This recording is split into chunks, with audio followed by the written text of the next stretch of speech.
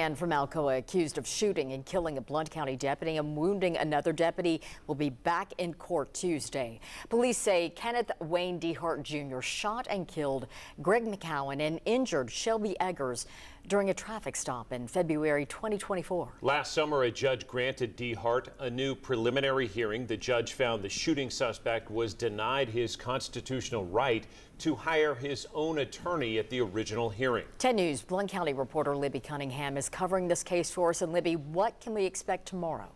John Robin, the case against Kenneth Wayne DeHart Jr. essentially starts all over again tomorrow. Think of a preliminary hearing.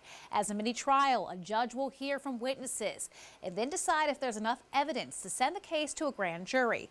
If this gets sent back to the grand jury, the prosecution then will seek whatever indictment it thinks is appropriate. Prosecutors have previously said they want DeHart to face the death penalty if he is ever convicted of McCowan's murder. The contents of what happened in this body camera video and what happened in the days after will be the focal point of a court hearing in Blount County on Tuesday. Blount County Sheriff's Deputy Greg McCowan was shot and killed on February 8, 2024. Deputy Shelby Eggers was shot and injured.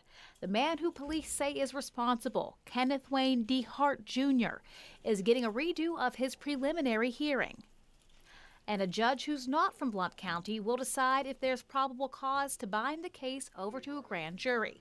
If that happens, it could trigger the first death penalty case in Blount County in years. Loved ones say Deputy Greg McCowan was a loving dad, friend, and grandfather.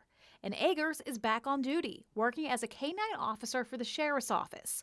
Earlier this year, a Blount County judge determined DeHart was denied his constitutional right to an attorney right after his 2024 arrest. Public defenders represented him back then, but DeHart said he wanted to hire his own counsel. The first time around, Eggers described what she says happened the night of the shooting. I didn't know where I had been shot in the leg. I just felt pain in my right thigh. I knew it was somewhere in my thigh. Law enforcement testified back then that DeHart went on the run after the shooting and say people helped him evade arrest. Police took him into custody 4 days after the shooting at an East Knoxville house. Blount County Sheriff James Barong had always vowed to the deputy's family that they'd get DeHart in custody before McCowan's funeral.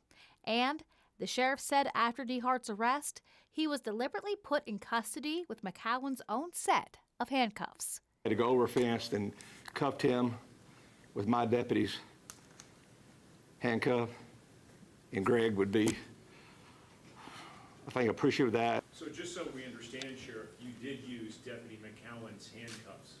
Yes, sir, we did. The hearing is set for 10 a.m. tomorrow. A new judge from outside of Blount County will conduct DeHart's hearing, and we will be there to cover it. John, Robin. Libby Cunningham with this update on that story. We'll follow it tomorrow. Libby, thank you.